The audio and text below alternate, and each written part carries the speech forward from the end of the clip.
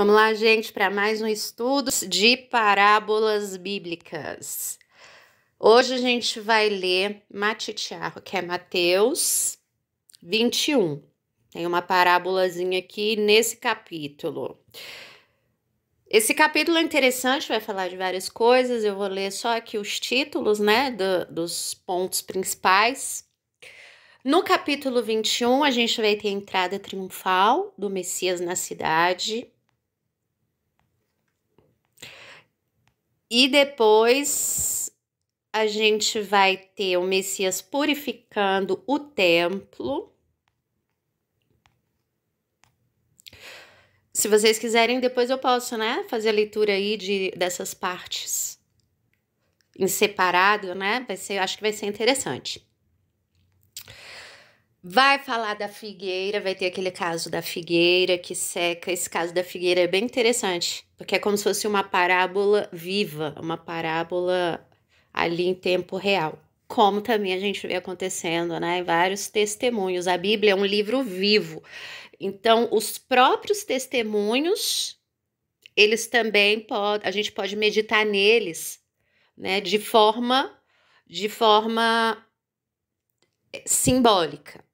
Mas também tem que tomar cuidado, né? Porque se a gente começa a inventar também, é perigoso. A gente precisa meditar nos escritos com as próprias interpretações que a palavra dá. Né? Aí a gente vai alcançando um conhecimento mais excelente. Mas isso aí é para quem tá, né, assim, na carne bem sólida, né? Enquanto isso, a gente vai ficar aqui no que tá mais evidente, né? E aí vai ter aqui o testemunho da figueira seca. Depois, a autoridade do Messias é questionada. Essa parte aqui é bem interessante. Bem interessante, porque aqui o Messias também vai falar da diferença entre coisas celestiais e coisas terrenas. Em todo o evangelho, o Messias vai estar tratando disso, para a gente aprender a discernir perspectiva celestial de perspectiva terrena, o tempo todo. Tudo que o Messias vai estar falando, os conselhos, as parábolas, sempre vai estar aí nos direcionando a ter um entendimento para aprender a discernir perspectiva celestial de perspectiva terrena. Exemplo, vou dar um exemplo aqui. Tem em um lugar aí onde, é nesse daqui, é bem aqui, eu vou ler, pera. Vamos lá, olha só.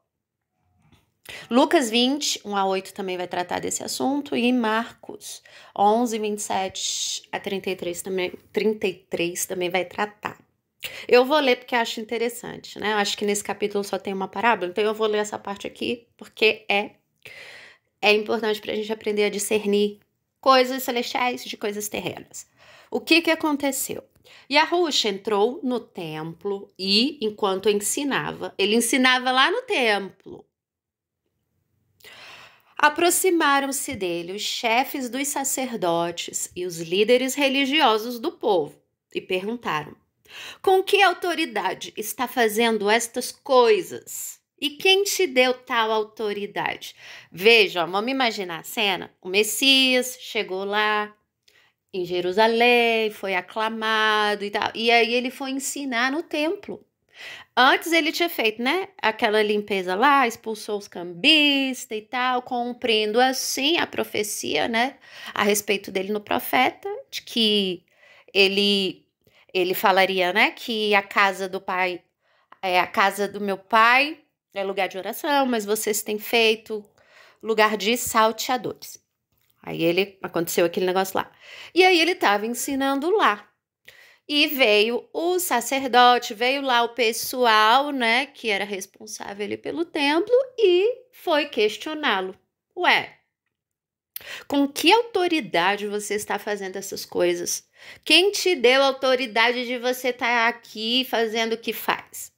E aí o Messias respondeu: eu também farei uma pergunta. Se vocês me responderem, Eu direi com que autoridade estou fazendo estas coisas. Gente, o nosso Messias, ele é incrível, né? Ele é muito incrível. Olha a forma como ele responde aos fariseus.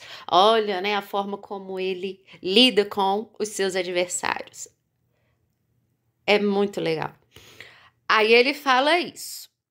Aí ele vai perguntar: de onde era o batismo de Yahuanã, ou Yohanan, ou João em português? De onde que era o batismo dele? Do céu ou dos homens? Tan, tan, tan, tan, tan. Olha, gente, esse nosso Messias. E ainda tem povo aí que fala que o Messias é uma criação de Roma. Aí do outro lado fala que ele é uma criação dos cabalistas. E esse tipo de sabedoria que a gente lê no Evangelho não tem como sair de mentes ímpias, de mentes incrédulas, de mentes cegas. Não tem. Por isso que o Messias falou, tem que ter olhos para enxergar. O coração daquele povo era endurecido, por isso eles não enxergavam. E aí vai ter os adversários que, negando o evangelho. Gente, a missão do adversário é negar o evangelho, tudo quanto é coisa que tem por aí, ideologia, gente falando, pessoas, etc, etc e tal. Que negue o evangelho é da parte do adversário. Não importa se tem 80% de coisa que parece verdade. Se tiver 1% negando o evangelho, é do diabo. Veja que na tentação do Messias, o que o diabo fez? O diabo foi lá guerrear com o Messias? Não. Ele foi lá tentar. O Messias estava com fome, pede pão. O Messias estava passando lá, né? Provação. O diabo falou assim: não, joga. Se você realmente é filho do Criador, se você é filho da divindade, se joga daqui, vamos ver se vem te socorrer, porque está escrito na Bíblia. Está escrito na Bíblia que darei ordem aos seus anjos para proteger. E isso é o que o diabo faz. Ele falou alguma coisa maligna. Tipo, você vai isso, você. Não, ele só falou coisas que tinha a ver com as escrituras. Tá vendo? É aí a pegadinha do diabo. E onde as pessoas caem, porque as pessoas querem ouvir coisas boas. As pessoas repelem o que elas consideram ruim. Mas elas aceitam o que elas consideram bom. Então, se o diabo vir trazendo algo que parece bom, as pessoas vão aceitar. Por quê? Porque elas seguem o coração enganoso. O coração do incrédulo, o coração do cego é enganoso. O coração do justo não. Porque o coração do justo está sendo trabalhado, foi trocado. É o próprio Criador que tirou o coração de pedra enganoso, que não funciona, e botou lá um coração de carne disposto à obediência, disposto a meditar. Né? Então, a gente tem que refletir nisso. O justo, ele pode padecer provações, ele pode errar o caminho, né? Que a Bíblia chama isso de cair, né? Mas ele volta para o caminho da verdade e não erra mais. Aquilo ele serve como ensinamento na vida dele, né? E aí, voltando, né? O que aconteceu? Vamos lá. Acho que eu não concluí, né, gente? Bom, vamos lá. Aí o que aconteceu? O Messias perguntou: o batismo de João, de Yahuanã, é do céu ou dos homens? Olha a sabedoria, né? E aí os fariseus lá discutindo entre si, dizendo: se a gente falar que é do céu, ele perguntará: então por que vocês não creram nele? Mas, se a gente falar dos homens, a gente tem medo do povo, pois todos consideram João e Yahuanã um profeta.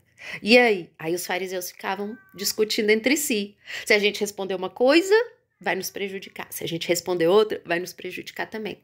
E agora? Eles não sabiam responder. Assim acontece com quem está cego, por isso que a gente tem que estar sempre em oração pedindo para o Pai abrir os nossos olhos para que a gente consiga compreender. A palavra está aí, tem muita informação, a gente não consegue enxergar todas as coisas de uma vez, porque o Pai vai dando para a gente aquilo que a gente consegue receber.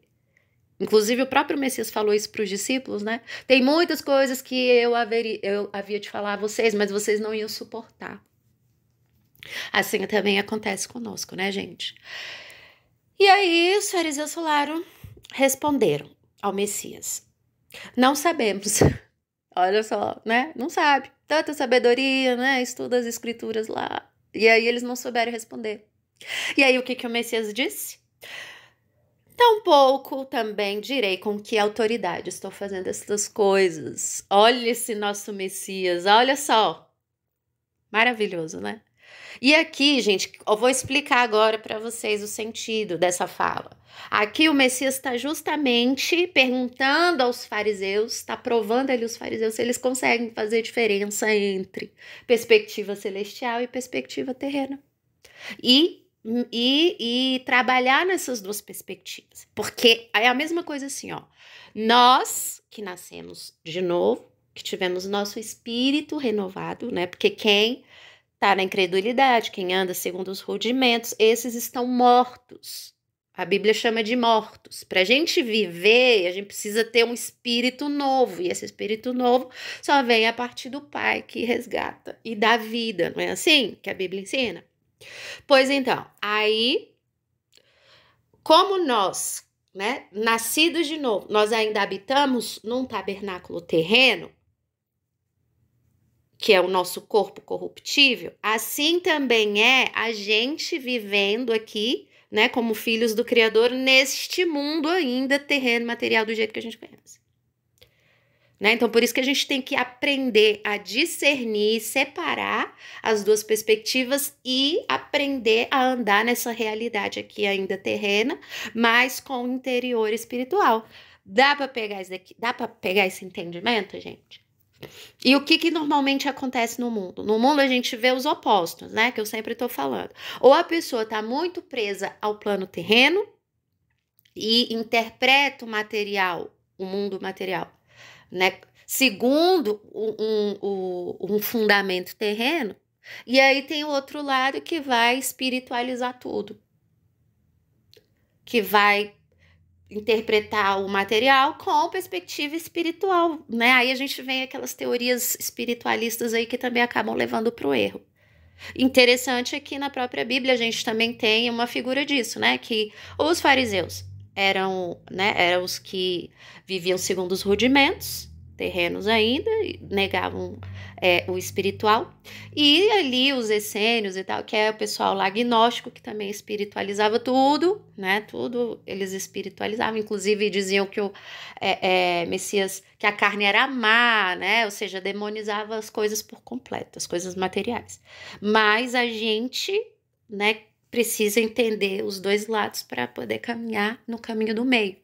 Ou seja, a gente tem um lado espiritual que vem do próprio Pai, né, por meio do novo nascimento, mas também a gente sabe discernir o que da terra é ruim, o que da terra é bom, porque a criação também é uma obra do próprio Criador. A realidade em que nós vivemos é do próprio Criador, então vai ter muitas coisas boas, né? O Pai não criou todas as coisas e falou e viu que isso era bom? Pois então, nós precisamos também saber discernir o que da realidade é o bom e o que não é bom. Porque o diabo vai inverter todos os valores, vai chamar mal de bem, bem de mal, amargo de doce, doce de amargo, luz de trevas, trevas de luz, e a gente precisa aprender a discernir essas coisas, não é? E aí os fariseus não souberam responder. O Messias estava testando a perspectiva celestial e terrena. Batismo do céu, batismo do céu, perspectiva celestial. Ou da terra, perspectiva dos homens. E na realidade, eram as duas perspectivas. Dá para entender? Porque o João, né, o Yohanan, ou Yohanan, como outras pessoas chamam, ele veio anunciar o Messias. Ele veio anunciar o Messias. Ele não pregava o batismo do Espírito Santo. Quem ia fazer isso era o Messias, né? A parte espiritual, a revelação do Espírito. Mas João estava fazendo ali o batismo, né, da perspectiva terrena para anunciar o Messias que vinha trazer a revelação do Espírito. Dá para entender? Às vezes parece um pouco confuso, né? Mas se vocês começarem a ler os evangelhos com essa mentalidade, sabendo diferenciar a perspectiva da terra e perspectiva dos homens, vocês vão perceber que várias passagens o Messias está tratando disso. O espiritual não é mundo dos demônios, dos anjos. O espiritual não é apenas isso, né? Mas é todo o processo mental, o pensamento. Isso a gente pode entender. É aquilo que sobra sem o nosso corpo. Se tirar nosso corpo, vai ficar o quê? Vamos supor que a gente não tenha como usar o nosso corpo, né? A carne, sei lá. Alguém teve um acidente, alguma coisa assim, não pode usar o corpo. Mas vai ter o pensamento. O pensamento, a gente pode entender como espiritual, porque quando não tiver corpo, vai ter o pensamento. É a nossa consciência. Consciência. Por isso que nos evangelhos a gente vai ver Paulo também falando muito a respeito de consciência. Que o Espírito ele vem trabalhar, aperfeiçoar a nossa consciência. Porque se a nossa consciência estiver ok, purificada, automaticamente todo o nosso corpo vai obedecer às ordens da nossa consciência. E não o contrário, porque hoje em dia como que funciona? A mente obedece às vontades do corpo. Não é assim? O corpo quer uma coisa, sente necessidade no corpo, sente necessidade de alguma coisa, aí a mente vai trabalhar para satisfazer aquela necessidade. Assim é a carne, assim é a pessoa andar na carne. Agora, no espírito, não. O espírito é o corpo, a carne que vai executar o serviço da consciência. Por isso que isso daí também tem a ver quando o Messias fala, né, a respeito de mandamento antigo e mandamento novo, né? Vou dar o exemplo, né, do negócio da cobiça. Fala assim, ó, estava escrito na Torá, né? Não adulterarás. Eu, porém, vos digo que aquele que atentar a uma mulher, né, para cobiçar, já cometeu adultério. Ou seja, tá na consciência. Porque quem adultera na consciência é como se já tivesse adulterado de fato. Na lei, só poderia ser apedrejado, né, quem praticasse o ato. Né, na consumação, o adultério ele foi consumado. Com o Messias, não. Por quê? Porque já é na consciência. A pessoa que adultera na consciência, diante do Pai, já adulterou no corpo. Porque a inclinação da carne é obedecer à consciência. Por isso que é mais difícil, né? Por isso que é mais excelente a santidade que o Messias cobra de nós, né? É maior. Então, se o Espírito Santo veio para aperfeiçoar a consciência, se ele veio para aperfeiçoar, então a gente precisa ter os nossos pensamentos, né, em obediência ao Pai. E não porque consumou, deixou de consumar o ato, né? Deu para pegar aí, gente? Então, a questão espiritual envolve a nossa consciência, tá bom? Bem, vamos lá. Aí, ó, a parábola dos 2 filhos, que vai vir antes da parábola dos lavradores. Vamos lá, ó. Na sequência, o Messias fala: o que acham? Havia um homem que tinha 2 filhos. Chegando ao primeiro, disse: Filho, vá trabalhar hoje na vinha. E este respondeu: Não quero, mas depois mudou de ideia e foi. O pai chegou ao filho e disse ao outro filho e disse a mesma coisa. Ele respondeu: Sim, senhor, mas não foi. Qual dos 2 fez a vontade do pai? E aí, gente, qual dos 2? O que disse que não ia e foi, ou o que disse que ia e não foi? Qual deles fez a vontade do pai? Aí os discípulos responderam: o primeiro. E o Messias lhe disse: Digo a verdade, os publicanos, os avarentos, né? Porque os publicanos eles eram homens que o povo considerava, né? Avarento, gananciosos, ladrões e tal. Digo a verdade, os publicanos e as prostitutas entrarão antes de vocês no reino dos céus. Olha o que o Messias está dizendo, gente. Você sabe o que isso significa? Isso daqui não significa que, pode continuar a prostituta aí, pode continuar se prostituindo, que você vai pro reino e os religiosos moralistas é que não vão. Será que é isso que o Messias está ensinando? Não, não é isso que o Messias está ensinando. Vamos voltar aqui para fazer a comparação? Um dos filhos disse que não ia obedecer, mas depois obedeceu. O outro filho disse que ia obedecer, mas depois não obedeceu. Essa é a diferença entre os religiosos que dizem sim a palavra, mas não obedecem. Dizem obedecer, mas não obedecem. E aqueles que dizem que não vai obedecer, mas depois obedece. Então, quando o Messias fala aqui que prostitutas e publicanos vão entrar primeiro, por que será? Aí o Messias vai explicar. Yohanan, João, veio para mostrar o caminho da justiça. Interessante aqui, que o Messias, depois daquele acontecimento, né, onde os fariseus questionam a autoridade dele, ele conta essa parábola e cita João. E ele está explicando aqui, ele mesmo está respondendo a resposta lá. Que ele disse, João veio mostrar o caminho da justiça. O caminho da justiça. Aqui, no caso, quem é a justiça? O Messias. Mas vocês, fariseus, vocês não creram nele. Mas os publicanos e as prostitutas creram. E mesmo depois de verem isso, vocês não se arrependeram e não creram nele. Gente, isso daqui é perfeito. O que o Messias está falando? As prostitutas, os publicanos, aquele povo que andava tudo errado no pecado, eles se transformaram, eles creram, eles começaram a andar no caminho da justiça. Olha a transformação. E vocês, mesmo vendo isso, vocês não creram. Vocês são incrédulos. É o que acontece em todos os tempos, gente. Todos os tempos acontece isso.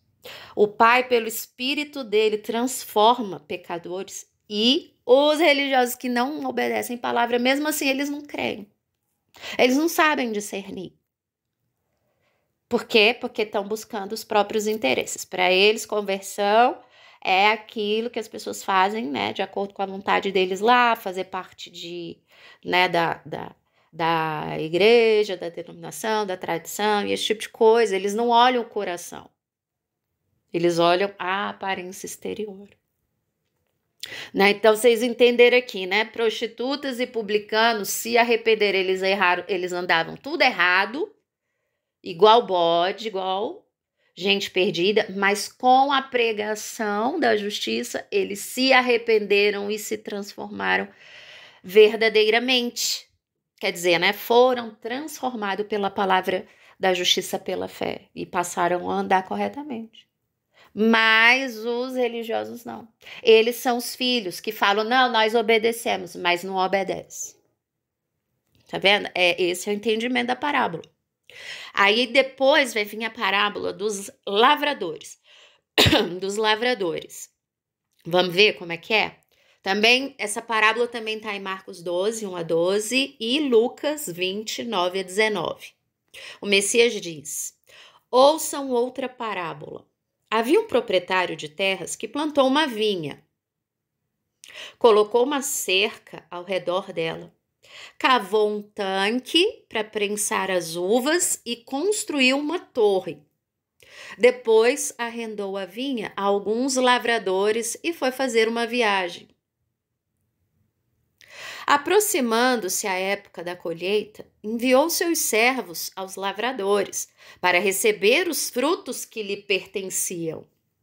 Os lavradores agarraram seus servos, a um espancaram, a outro mataram e apedrejaram o terceiro. Então, enviou-lhes outros servos em maior número, e os lavradores os trataram da mesma forma. Por último, enviou-lhe seu filho, dizendo, a meu filho respeitarão. Mas, quando os lavradores viram o filho, disseram uns aos outros: Este é o herdeiro, venham, vamos matá-lo e tomar a sua herança. Assim, eles o agarraram, lançaram-no para fora da vinha e o mataram. Portanto, quando vier o dono da vinha, o que fará aqueles lavradores? Aí responderam os discípulos: Matará de modo horrível esses perversos e arrendará a vinha a outros lavradores que lhe deem a sua parte no tempo da colheita. E aí o Messias disse: Vocês nunca leram isto nas Escrituras? A pedra que os construtores rejeitaram tornou-se a pedra angular. Isso vem de Yahweh e é algo maravilhoso para nós. Portanto, eu digo que o reino de Yahweh será tirado de vocês e será dado a um povo que dê frutos do reino. Aquele que cair sobre esta pedra será despedaçado, e aquele sobre quem ela cair será reduzido a pó. Quando os chefes dos sacerdotes e os fariseus ouviram as parábolas de Yahusha, compreenderam que ele falava a respeito deles e procuravam um meio de prendê-lo, mas tinha medo das multidões, porque elas o consideravam profeta. Que lindo, gente! Olha só, essa parábola aqui é evangelho puro. Evangelho puro. Vamos lá, desde o começo aqui? Bom, aqui os fariseus, eles entenderam que o Messias estava falando deles, né? Eles entenderam. E o que o Messias estava dizendo? É que ele citou todo o Antigo Testemunho, que é o que a gente lê, né, nas Escrituras, por isso que israelitas não são padrão de conduta para nós. Por quê? Porque a maioria errava, a maioria andava errado. Não é padrão de conduta. Padrão de conduta é o Messias. Ele é o ser humano perfeito, as pessoas devem imitar ele, a conduta dele, os passos dele. Só que, né, tem muita gente por aí que acha que o padrão de conduta do Messias, né, é uma conduta muito passiva, né? Ou seja, as pessoas têm cegueira em relação ao Messias, porque quando a gente lê aqui com olhos, a gente vê, né, o tamanho da coragem que o Messias tinha, como ele era um ser humano incrível. Mas aí tem que ter olhos para enxergar. E aí, o que aconteceu aqui? Ele deu todo o testemunho antigo aqui, resumido em uma parábola, né? Ele deu a figura que ele criou uma situação para explicar o que aconteceu. Isso ele fazia com todas as parábolas, né? Por isso que a gente não pode entender a parábola do rico e Lázaro como algo literal, porque senão ia fugir do padrão das parábolas. E se foge do padrão das parábolas, as pessoas ficam sem entender as parábolas, né? E a gente vê que quem entende algumas parábolas entende as outras, porque segue o mesmo padrão, né? Então, eu vou voltar aqui. Então, aqui ele resumiu em forma de parábola o que aconteceu no passado, né? O pai plantou uma vinha e colocou uma cerca, elegeu ali, segundo a terra, um povo, protegeu ali o povo, né? E depois foi fazer uma viagem. Esse negócio da viagem, né, também tem a ver, né, igual aquele senhor que dá os talentos, né, divide os talentos e depois vai fazer uma viagem e quando volta, né, ele vai ali ver o que aconteceu. Aqui também é no mesmo entendimento. Todo esse tempo que a gente está de evangelho é como se o Messias estivesse em viagem, né? Também está alinhado com a questão do noivo, né? Que foi aí, a noiva está esperando o noivo chegar, porque o noivo saiu para preparar o lugar, né? Para preparar o lugar. Então é nesse entendimento aí. Aí o que aconteceu? Na época da colheita, lembra? Parábola do joio e do trigo, na época da colheita, da ceifa. Enviou seus servos aos lavradores para receber os frutos. Aí, o que aconteceu? Aqui, ainda no testemunho antigo, vieram os profetas, né? O pai preparou ali, deixou a lei, deixou tudo ali. E aí, no tempo de ver se tinha fruto, mandava os profetas. Só que o que que acontecia? Os israelitas espancavam, mandava matar os profetas, não era assim?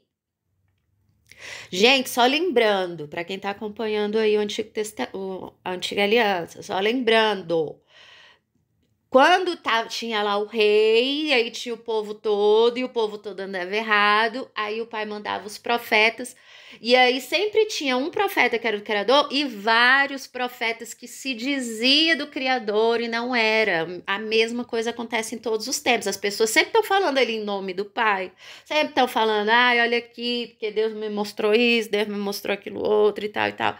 Isso sempre teve, inclusive no passado.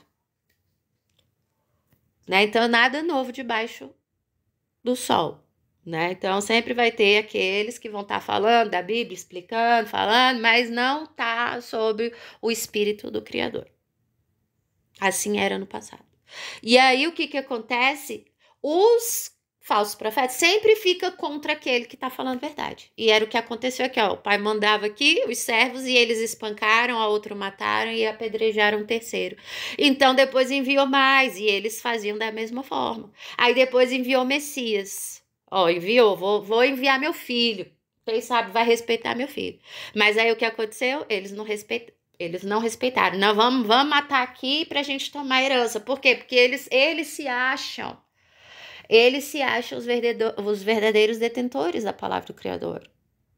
Tá vendo? Então aqui a gente vê que não importa se tá ali a palavra do Criador debaixo, né, da patente da igreja de Roma ou da igreja judaica. O espírito é o mesmo. O pai, ele tá olhando lá o espírito que tá movendo. O espírito é o mesmo. As pessoas querem a herança da divindade. Eles querem ser ali, eles querem a patente, nós que somos aqui autoridade, nós que falamos em nome do Criador, negando a autoridade do Filho. Por isso que a gente vai ver ideologias por aí que aprovam o catolicismo, aprovam o islamismo, aprovam esse povo todo aí, mas rejeitam o evangelho, rejeitam o Filho, a mesma coisa que está falando aqui nessa parábola, mesma coisa. Querem a herança da divindade e matam o filho. Então devemos ter cuidado com toda ideologia, ideia que negam a autoridade do filho para buscar a própria autoridade. Eles estão querendo se apropriar da herança do filho. Assim, eles agarraram, lançaram para fora e mataram. Mataram o filho, mataram o evangelho. Eles não querem, eles querem autoridade sobre este mundo. Eles querem falar em nome do Criador e autoridade sobre este mundo. É isso que eles querem. E aí, o que aconteceu? O que será que o pai vai fazer com esse povo? Aí os próprios discípulos falaram, né? Não, eles são perversos. Esses homens são perversos. Aquelas pessoas que fazem isso são perversos diante do pai. Diante dos olhos do pai. E a seu tempo, cadê? Eles vão ter a sua parte no tempo da colheita. Eles são como palha, né? Eles vão vir os mensageiros do pai, vão colher a palha toda. A palha não é só os descrentes incrédulos. Por quê? Porque aqueles que se dizem crente, mas agem como descrente, esses também são descrentes, estão todos no mesmo balaio de gato lá. Não é? E aí, por isso que o Messias conclui aqui, já, né, se referindo ali aos fariseus, ó, a pedra que os construtores rejeitaram tornou-se a pedra angular. O Messias é a pedra, a rocha, aquela rocha que foi cortada não por mãos humanas, da profecia de Daniel, e essa pedra que vai esmiuçar toda a estátua babilônica. Por isso que ele diz, ó, aquele que cair sobre esta pedra será despedaçado, e aquele sobre quem ela cair será reduzido a pó. Isso daqui também está relacionado a uma fala da Antiga Aliança. E os fariseus, mesmo, né, lendo as escrituras, muitas vezes eles não associavam que o Messias, a maioria das coisas que o Messias falava, tinha a ver com a Antiga Aliança, é porque eles eram cegos. Da mesma forma como hoje, a gente vê as pessoas lendo as escrituras, falando da palavra, mas mesmo assim estão cegos. A mesma coisa aconteceu sempre. Não é, gente? Então, por isso a importância da humildade, porque não somos nós que interpretamos a Bíblia segundo a nossa opinião, mas é o próprio Criador que envia o discernimento pelo próprio Espírito. Olha, filhos, olha aqui, ó. É assim que você tem que enxergar. É o Pai que abre nossos olhos para a gente ver como que é. Por isso, humildade é importante, porque não é da nossa própria inteligência, é o Pai que dá essa inteligência. E Ele só vai dar para aqueles que são humildes diante dele. Para aqueles que querem poder e autoridade aqui sobre este mundo. Esses aí, até o pouco que tem, vai ser tirado.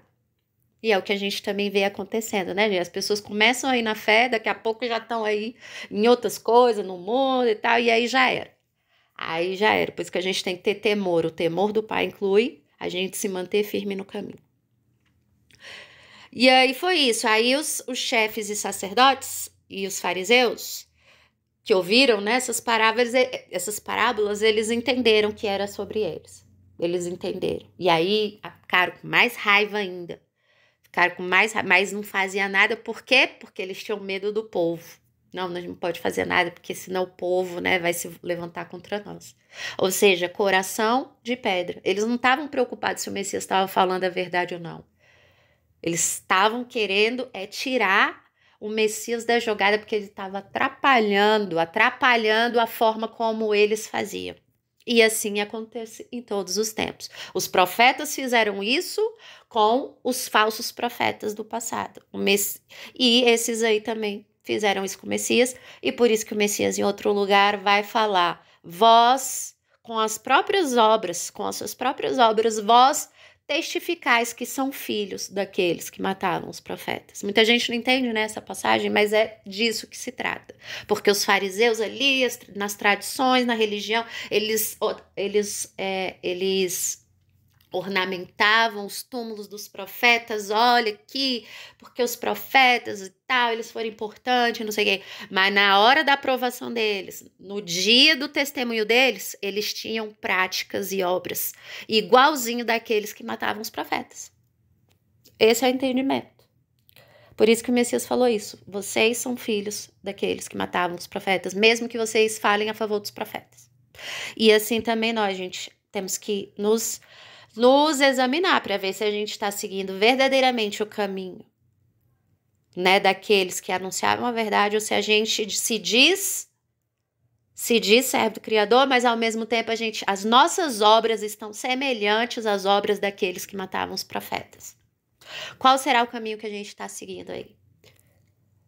O dos antigos religiosos? Porque falar fariseu não tem nada a ver com ser judeu, não. Porque hoje em dia está associado, né? A pessoa volta para as raízes, aí, é judaizante, é fariseu. Não, o fariseu não está relacionado com o judeu. O fariseu está relacionado com religiosos cegos, com quem diz falar da Bíblia, mas ao mesmo tempo está cego. Busca os próprios interesses, é hipócrita, tem todas as obras da carne e não consegue se autoexaminar. Não consegue ver isso. Isso é o fariseu, segundo as escrituras. Entendeu, gente? Bom, é isso aí. Vamos finalizar aqui, né? Já acabamos aí a leitura do capítulo 21. Mais uma vez, espero que essa palavra possa aí brilhar no coração de vocês, na mente de vocês, né? E trazer edificação aí a todos. Né, para que a gente, cada dia que passa, a gente possa estar cada vez mais firme na rocha, nos fundamentos dos profetas e na palavra do Messias. As duas coisas são unidas. Evangelho, boas novas do reino, junto com o testemunho dos mandamentos. A gente tem que ter essas duas coisas unidas no nosso interior. Aí a gente vai estar, assim, firmado na rocha, tá bom, gente? Um grande abraço a todos, que o Pai abençoe vocês e até a próxima, se o Altíssimo quiser. Tchau, tchau.